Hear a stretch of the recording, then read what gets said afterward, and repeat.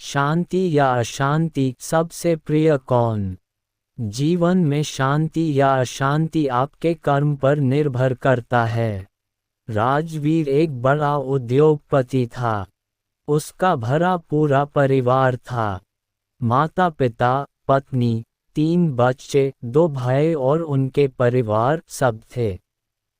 एक ही बड़ी सी बिल्डिंग के अलग अलग हिस्से में सारे भाई रहते थे। तीनों भाइयों का अपना अपना उद्योग था, परंतु इतने धन के बाद भी खुशहाली नहीं थी।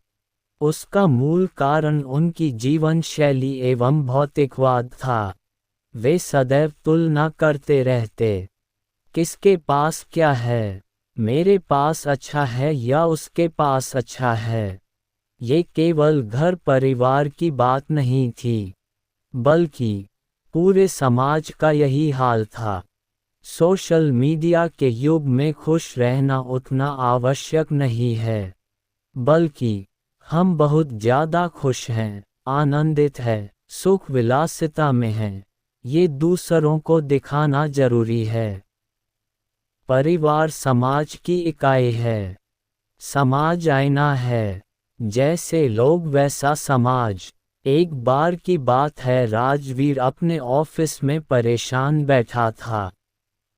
उसके सर में भारी दर्द हो रहा था। तब उसके कार्यालय में कार्यरत विजय ने राजवीर से पूछा, क्या हुआ महोदय? आपकी तबीयत सही नहीं है क्या? इस पर राजवीर ने कहा, हाँ, मेरी तबीयत ठीक नहीं है, सर में दर्द है। क्या करूं समझ नहीं आता। इतनी मेहनत, धन, शोहरत के बाद भी शांति नहीं है। सदैव अशांत रहता है मन। हमेशा कोई न कोई बाधा या परेशानी आती ही रहती है। विजय ने इस पर कहा, महोदय, यही शहर के पास में शांति मठ नाम का एक ध्यान केंद्र है। बहुत से लोग वहां अशांति, बेचैनी एवं अवसाद जैसी स्थिति से छुटकारा पाने जाते हैं। शांति मठ के जो गुरु जी है, वह भी युवाओं के बीच काफी चर्चित रहते हैं। आप चाहें तो वहां जाकर देख सकते हैं। विजय की बात राजवीर को अच्छी लगी। राजवीर ने विजय से शांति मठ का पता व्हाट्सएप के माध्यम से भेजने को कहा। राजवीर ने घर जाकर अपने परिवार से यह बात बताई। सब लोग काफी उत्साहित हो गए। सब ने कहा, हाँ हाँ, उन गुरु जी को कौन नहीं जानता। देश विदेश में उनके शिष्य हैं। उनके साथ सेल्फी लीजिएगा। साथ ही आश्रम से वीडियो रिकॉर्ड कर भेजिएगा। सोशल मीडिया टीम को भेज देंगे। अच्छी पब्लिसिटी होगी। राजवीर को भी यह सुझाव बहुत अच्छा लग रहा था। वास्तविक परेशानी अशांति थी, परंतु ये लोग हल सोशल मीडिया प्रमोशन का करने की सोच रहे थे। ये केवल इन लोगों की समस्या नहीं है। ये दौर ही ऐसा है। बहिर्मुखी जीवन में शांति ढूंढते हैं लोग। राजवीर शांति मठ पहुंच जाता है। सुबह के कार्यक्रम में भाग लेता है, जहां वह अन्य लोगों के साथ प्राणायाम, योगासन एवं हल्के फुल्के शारीरिक व्यायाम करता है। इसके उपरांत शांत मुद्रा में बैठने की कोशिश करता है, परंतु कोई भी साधक पहले ही दिन पुनर्तः शांत मुद्रा में कैसे बैठ सकता है, वह भी जो इतना अशांत था। राजवीर 30 सेकंड भी शांत मुद्रा में नहीं बैठ पाता। कभी इधर मुड़ता, कभी उधर मुड़ता, कभी अपने बाल को खुजाता, कभी अपनी उंगलियां मरोड़ता। ऐसे ही कुछ देर बीता और सुबह का कार्यक्रम समाप्त हुआ। सभी लोगों के सहमति के अनुसार लोगों में मठ का कार्य बांटा गया। राजवीर को पत्ते चुनने का काम सबसे आसान लगा। उसने वही काम चुना। कुछ देर पत्ते चुनने के बाद उसे थकान लगने लगी। उसे लग रहा था मानो वह कहीं जाकर फंस गया हो। फिर वह फ़ोन निकालकर मठ के वीडियो बनाने लगा और अपने घर वालों को एवं सोशल मीडिया टीम को भेजने लगा। वीडियो भेजने के बाद वह खाने की प्रतीक्षा करने लगा। उसे अब यहाँ आकर पछतावा हो रहा था। वह सोच रहा था, पूरा एक दिन बर्बाद कर मैं यहाँ आया हूँ। दूर दूर तक शांति की कोई बात नहीं है, अपितु अशांति और बढ़ रही है। गुरु जी से बात हो जाती तो समाधान लेकर चला जाता। यहाँ न जाने लोग इतना नीरस जीवन कैसे जीते हैं। सुबह उठकर व्यायाम, फिर ध्यान, खाना भी नहाने के बाद मिलेगा, वह भी केवल 2 बार। साधारण भोजन, साधारण कपड़े, आपस में बात भी इतनी कम करते हैं। क्या करेंगे ये लोग इतनी शांति का? जैसे तैसे दिन काटा और शाम हो गई। अब एक एक कर गुरुजी से मिलने का समय आवंटित हुआ। जब राजवीर की बारी आई तो वह जाकर बाबा के चरणों पर गिर रहा पड़ा। बाबा से कहने लगा, गुरुजी, बहुत परेशानी है इसीलिए आपके पास आया हूँ। सब ने कहा, आपके पास सारी परेशानियों का समाधान है। गुरु जी ने पूछा, क्या परेशानी है? राजवीर ने बताया, बाबा जी, धन संपत्ति नाम सब है, परंतु शांति नहीं है। मैं शांति की खोज में आया हूँ। गुरुजी मुस्कुराए और बोले, कितनी आवश्यकता है तुम्हें शांति की? राजवीर ने उत्तर दिया, बाबा जी, अब तो जीवन में केवल शांति ही चाहिए और कुछ भी नहीं। बाबा जी ने कहा, ठीक है, 1 महीना मठ में रुको, फिर देखते हैं तुम में क्या परिवर्तन आते हैं।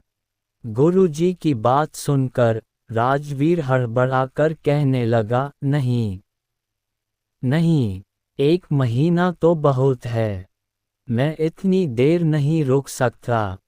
मेरा पूरा उद्योग चौपट हो जाएगा।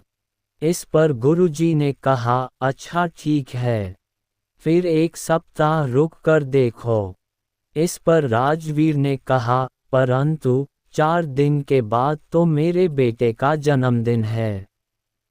उस पर नहीं गया तो आप समझते हैं ना पारिवारिक विवाद कैसा होता है। लोग मेरे बेटे के साथ मेरे रिश्ते को तौलने लगेंगे। संबंधी और मित्र मुझे कंजूस समझेंगे। गुरुजी ने मुस्कुराते हुए उत्तर दिया, नहीं राजवीर, मैं नहीं समझता, मेरे पास ऐसा परिवार, ऐसे संबंधी या मित्र नहीं है। तब राजवीर कहता है, अरे गुरुजी, अच्छा ही है आपके पास परिवार नहीं है। शांति तो है कम से कम। इस परिवार के चक्कर में तो सारी शांति ही अशांति में परिवर्तित हो गई है। ये सब सुनकर बाबा जी राजवीर से पूछते हैं, यदि शांति की इतनी चाह है और परिवार अशांति का कारण है तो इस परिवार को छोड़ क्यों नहीं देते? इस पर आश्चर्यचकित होकर राजवीर ने कहा, ये कैसी बात कर रहे हैं गुरुजी आप? फिर लोग क्या कहेंगे? दुनिया क्या कहेगी? मेरी इतनी इज्जत है, इतनी मेहनत से मैंने इसे कमाया है, मैं इसे नहीं छोड़ सकता। गुरु जी ने फिर से प्रश्न किया, तो फिर परिवार में शांति एवं सामंजस्य बनाने का प्रयास क्यों नहीं करते? उत्तर देते हुए राजवीर ने बताया, बाबा जी, सब अपने मन के मालिक हैं। मेरे भाई मुझसे जलते हैं। मेरी पत्नी केवल अपने मायके के बारे में सोचती है। सब दूसरों को दिखाना चाहते हैं। घर की शांति के बारे में कोई नहीं सोचता। परिवार में कभी शांति हो ही नहीं सकती। आईना दिखाते हुए बाबा जी ने तीखे शब्दों में कहा, तुमने कहा तुम्हारा परिवार तुम्हारे लिए अशांति का कारण है, परंतु तुम उसे छोड़ नहीं सकते। तुम कहते हो कोई परिवार की शांति के बारे में नहीं सोचता और तुम स्वयं ही अपने भाई एवं पत्नी की बुराई कर रहे हो। तुम कहते हो बाकी सब लोग केवल दूसरों को दिखाना चाहते हैं, परंतु तुम अपने परिवार को इसलिए नहीं छोड़ सकते क्योंकि लोग क्या कहेंगे। क्या ये दूसरों को दिखाने के लिए नहीं है? मनुष्य का परिवार के साथ रहने का कारण केवल परिवार के प्रति उसका स्नेह एवं उसकी कर्मबद्धता होनी चाहिए, परंतु तुम्हारा ये कारण नहीं है। तुम्हारे सारे प्रश्नों के उत्तर भी तुम्हारे पास है, फिर तुम्हें मुझसे क्या चाहिए? बाबा के तीखी बातें सुनकर भी दीनता से भरे राजवीर ने कहा, बस मैं शांति चाहता हूँ गुरुजी, बाकी सब तो है मेरे पास।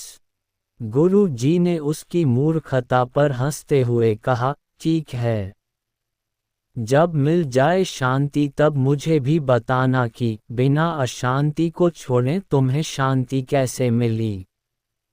राजवीर आज के मनुष्यों का ही रूप है। हम सबको अपनी अशांति शांति या अशांति का कारण मालूम है, परंतु हम उसे छोड़ना नहीं चाहते। शांति के लिए हम सब तरसने का दिखावा करते हैं, परंतु उसके रास्ते पर कोई चलना नहीं चाहता। दुनिया में दिखावा इतना बढ़ गया है कि आज लोग अपने दुख एवं परेशानियों की भी प्रदर्शनी लगाते हैं।